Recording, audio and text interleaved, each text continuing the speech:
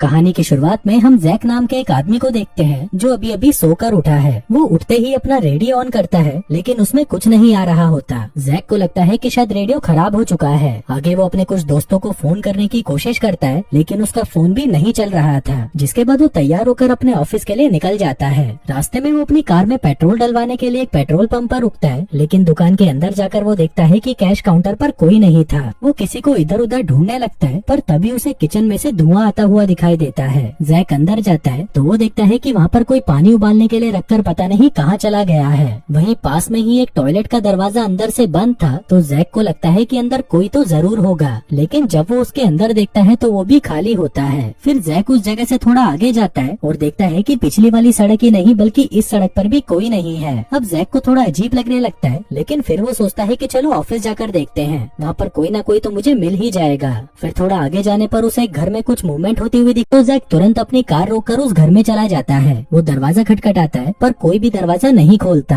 आखिर में परेशान होकर जैक कांच तोड़कर अंदर चला जाता है। वो देखता है कि घर तो पूरा खाली पड़ा है और किचन में पानी का पाइप टूटने की वजह से पानी लीक हो रहा है। जैक उस पानी की सप्लाई को बंद करता है और उस घर से बाहर निकलकर अपने ऑफिस की तरफ जाने लगता है। फिर थोड़ा आगे जाने पर उसे सड़क के बीचों बीच एक गैस का टैंकर खड़ा हुआ दिखाई देता है। वो उस टैंकर के अंदर जाता है और वहाँ पर पड़ी हुई एक वॉकी टॉकी से किसी से बात करने की कोशिश करता है, लेकिन उसमें से भी उसे कोई रिप्लाई नहीं मिलता। फिर वहाँ से थोड़ा आगे जाने पर वो शहर पहुँच जाता है, लेकिन वहाँ पर भी उसे कोई इंसान नहीं दिखता। अब जैक यहाँ पर डरने लगा था और उसे लग रहा था कि मैं कोई सपना तो नहीं देख रहा, क्योंकि ऐसा तो हो ही नहीं सकता कि सभी लोग रातों रात गायब हो जाएं। तभी जैक को एक जगह से धुआं निकलता हुआ दिखाई देता है। वो सोचता है कि शायद वहाँ पर तो कोई जरूर होगा, लेकिन वहाँ पर जाकर वो देखता है कि वहाँ तो एक प्लेन क्रैश हो रखा है। जैक सोचता है कि चलो प्लेन के अंदर मरे हुए लोग तो होंगे ही, लेकिन जब वो उस प्लेन के अंदर जाता है तो वहाँ पर भी उसे कुछ नहीं मिलता। इसके बाद जैक अपने ऑफिस आता है, जहाँ पर वो किसी तरह की रिसर्च के ऊपर काम कर रहा था।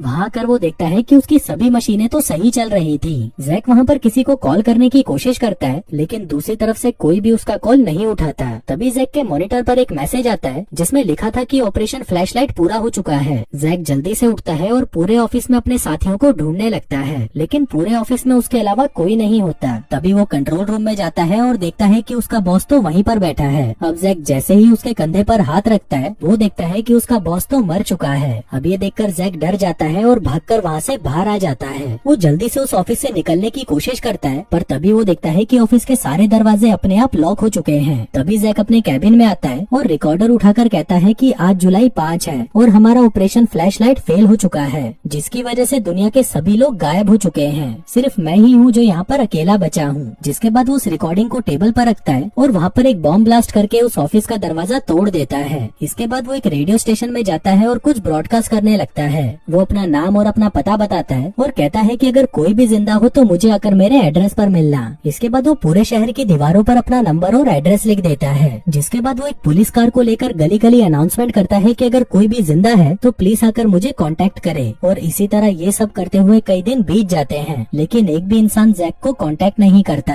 वहीं जैक रोज रोज इंसानों को ढूंढ ढूंढ कर परेशान हो चुका था और अब उसे पूरा यकीन हो चुका था कि वो इस दुनिया में अकेला ही बचा है। पर तभी उसके दिमाग में आता है कि अगर मैं इस दुनिया में अकेला हूँ तो फिर मैं इस छोटे से घर में क्यों रहता हूँ। जिसके बाद वो शहर के सबसे बड़े और शानदार घर में जाकर रहने लगता है। आगे वो एक कार के शोरूम में से सबसे महंगी कार निकालता है और उसे लेकर घूमने लगता है। फिर वो एक मॉल में जाकर वहाँ पर सबसे महंगे कपड़े पहन लेता है। अब ये सब चीजें करने में उसे बहुत मजा आ रहा था, लेकिन फिर कुछ ही दिनों में वो इन सबसे भी बहुत बोर हो जाता है। अब कुछ दिन और बीतते हैं और जैक की दिमागी हालत अब खराब होने लगती है। वो आदमियों की जगह औरतों के कपड़े पहनने लगता है। जिसके बाद वो वहाँ के प्रेसिडेंट के घर पर जाता है और उसकी बालकनी में जाकर स्पीच देने लगता है। आगे वो एक शॉटगन लेकर एक चर्च में घुस जाता है और वहाँ पर लगी जीसस की मूर्ति को शूट करके उड़ा देता है। जिसके बाद वो एक बड़ा सा ट्रक लेकर शहर की सारी दुकानों को तोड़ने लग जाता है। अब अकेला रह रहकर जैक पूरी तरह पागल हो चुका था, इसलिए वो खुद को ही मारने के बारे में सोचने लगता है। पर तभी वो फैसला बदल लेता है और डिसाइड करता है कि अब से वो जिंदगी के मजे लेगा। जिसके बाद वो समुद्र में जाकर नहाने लगता है और वापस अपने घर लौट आता है, जैसे कि वो अपनी जिंदगी एक नए सिरे से शुरू करने वाला हो। फिर एक दिन जब वो अपने घर पर आता है तो वहाँ पर उसे कुछ आवाजें सुनाई देती हैं। वो देखता है कि वहाँ पर एक लड़की थी जो उसके ऊपर गन पॉइंट करी हुई थी। अब उस लड़की को देखकर जैक बहुत खुश होता है और उसे गले लगा लेता है,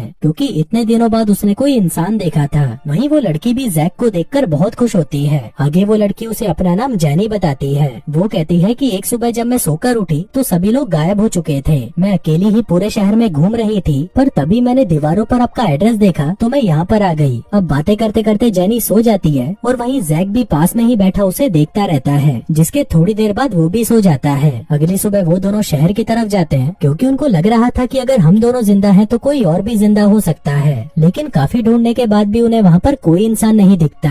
फिर ऐसे ही एक दिन जैक जेनी को अपने एक एक्सपेरिमेंट के बारे में बताता है कि हम वायरलेस एनर्जी बनाने की कोशिश कर रहे थे, लेकिन उस एक्सपेरिमेंट में हम फेल हो गए और मुझे लगता है कि शायद इसी की वजह से सभी लोग गायब हुए हैं। अब ये सुनते ही जेनी डर जाती है और वहाँ से चली जाती है। अब ऐसे ही कुछ दिन और निकल जाते हैं और अब जैक और जेनी एक दूसरे के करीब आने लग गए थे। आगे वो दोनों बाहर आते हैं और अपनी पसंद की वो सारी चीजें करते हैं जो वो हमेशा से करना चाहते थे। फिर एक दिन जब जैक कहीं पर जा रहा था तभी उसके रास्ते में एक ट्रक आ जाता है। जैक अपनी गन लेकर उस ट्रक के पास जाता है तो उस ट्रक में से एक आदमी बाहर निकलता है जिसने मास्क पहना हुआ था। वो जैक पर गन पॉइंट करता है और उससे पूछने लगता है कि तुम कौन हो, तुम जिंदा कैसे बचे और क्या तुम अकेले हो। तभी जैक भी उसे झूठ बोल देता है कि हाँ मैं अकेला हूँ। अभी सुनकर वो आदमी अपना मास्क उतारता है और जैक से कहता है कि मुझे तो लग रहा था कि इस दुनिया में सिर्फ मैं ही बचा हूँ। पर तभी जैक की वॉकी टॉकी में जेनी की आवाज आती है, जिसे सुनकर वो आदमी कहता है कि ये आवाज कहाँ से आ रही है। अब जैक उसे सब कुछ सच बता देता है कि मेरे साथ एक लड़की है। अभी सुनते ही वो आदमी कहता है कि मुझे भी अपने साथ ले चलो। आगे घर पहुँचने पर वो दोनों जेनी को देखते हैं जो कि एक बहुत ही सुंदर ड्रेस पहनकर वहाँ पर खड़ी थी। तभी वो आदमी उन दोनों के पास आकर उन्हें गले लगा लेता है और कहता है कि अच्छा है अब मैं अकेला नहीं हूँ। जिसके बाद वो उन्हें अपना नाम हैप्पी बताता है। अब वो तीनों एक साथ बहुत खुश रहते हैं और साथ में घूमते फिरते रहते हैं। फिर एक दिन वो तीनों एक जंगल में कैंपिंग करने जाते हैं। तभी हैप्पी उन्हें बताता है कि एक बार मेरे और मेरे दोस्त के बीच में लड़ाई हो गई थी और उसने मुझे इतना मारा था कि मुझे लगा मैं मर चुका हूँ, पर जब मुझे होश आया तो मेरे आसपास कोई नहीं था और तब मुझे पता चला कि मैं इस दुनिया में अकेला बचा हूँ। तभी जेनी कहती है कि उस दिन मैं बाथरूम में हेयर ड्रायर यूज कर रही थी, तभी मुझे जोर का एक झटका लगा और मुझे लगा कि मैं मर गई, लेकिन जब मुझे होश आया तो सारे इंसान गायब हो चुके थे। तभी जैक कहता है कि मैंने भी उस रात ऑफिस में हुई एक लड़ाई से परेशान होकर नींद की गोलियां खा ली थी, लेकिन फिर सुबह उठते ही मैं इस दुनिया में अकेला ही बचा था।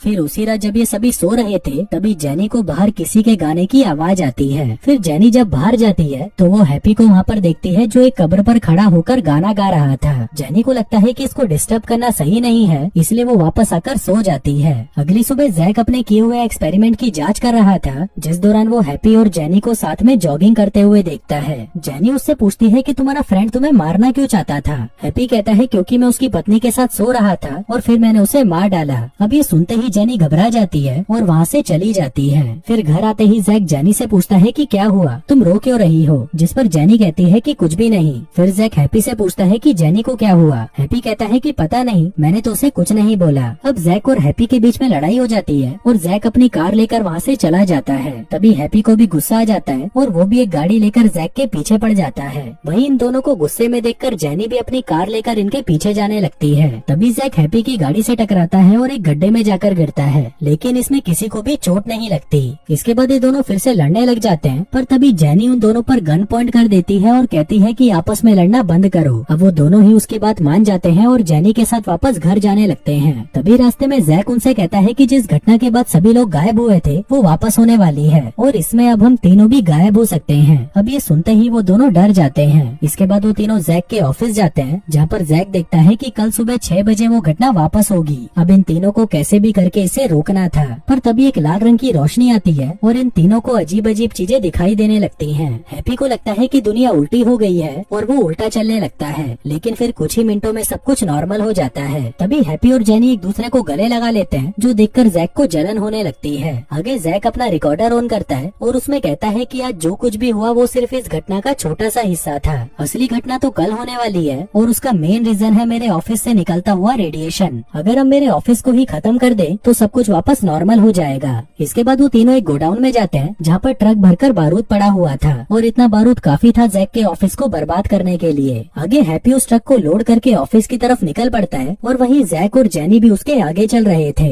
इसी दौरान जैक जेनी से कहता है कि हम दोनों पहले कितने क्लोज थे, लेकिन हैप्पी के आने के बाद तुम मुझसे दूर जा चुकी हो, इसलिए अब तुम सच बताओ कि तुम मुझे पसंद करती हो या हैप्पी को। जेनी कहती है कि मुझे तुम दोनों ही पसंद हो, लेकिन हैप्पी को लेकर मेरे अंदर हमदर्दी है। मैं उसको जैसा समझ रही थी वो वैसा इंसान नहीं है, बल्कि वो तो बहुत ही अच्छा है। जिसके बाद वो जैक की कार से निकलकर हैप्पी के ट्रक में जाकर बैठ जाती है। अब ये देखकर जैक को गुस्सा आने लगता है, लेकिन वो बेचारा कुछ कर नहीं सकता था। पर तभी जैक देखता है कि उसके रेडियो में अलार्म बज रहा है, जिसका मतलब था कि उसके लैब में रेडिएशन लेवल बहुत ज्यादा बढ़ चुका है और अगर ये लोग ट्रक को ऑफिस के पास भी लेकर गए तो ट्रक में पड़ा हुआ बारूद ब्लास्ट हो जाएगा और हैप्पी और जेनी वहीं पर खत्म हो जाएंगे। अब जैक जल्दी से ये बात हैप्पी को बताने की कोशिश करता है, लेकिन वहीं हैप्पी को लगता है कि शायद जैक को उससे जलन हो रही है, इसलिए वो अपना रेडियो ही ऑफ कर देता है। तभी जैक उसके ट्रक के आगे अपनी गाड़ी लाकर खड़ी कर देता है और उन दोनों से कहता है कि तुम लोग पागल हो गए हो क्या? अभी मेरे ऑफिस में रेडिएशन लेवल बहुत ज्यादा है और अगर वहाँ पर हम ट्रक लेकर गए तो तुम दोनों भी मर जाओगे। इसके बाद वो दोनों ऑफिस के दूर एक टावर पर जाते हैं, जहाँ पर जैक कहता है कि मुझे शहर जाकर कुछ सामान लाना होगा, जिससे हम इस ट्रक को बिना किसी ड्राइवर के ऑफिस के पास पहुँचा दें। जो कहकर वो उन दोनों को वहीं छोड़ देता है और खुद कार लेकर शहर की तरफ चला जाता है। उधर हैप्पी और जेनी से अब कंट्रोल नहीं हो रहा था, इसलिए वो दोनों वहीं पर इंटीमेट हो जाते हैं। फिर थोड़ी देर बाद जब वो दोनों बाहर देखते हैं तो वहाँ पर जैक होता है, जो खुद ही उस ट्रक को ऑफिस के पास ले जा रहा था। दरअसल जैक इस सबका जिम्मेदार खुद को मानता है और उसको लगता है कि उसी की वजह से सभी लोग मारे गए, इसलिए वो अपनी जान देकर हैप्पी और जेनी को बचाना चाहता था। इसके बाद वो उस ट्रक को सीधा अपने ऑफिस में घुसा देता है और तभी वहाँ पर एक जोर का ब्लास्ट होता है, पर तभी उनको वो लाल लाइट फिर से दिखाई देती है और हम जैक को देखते हैं जो वहाँ से कहीं और आ चुका है। वो देखता है कि वो एक बीच पर है और उसके आसपास कोई भी नहीं है। और दोस्तों, इसी के साथ ही ये कहानी यहीं खत्म हो जाती है।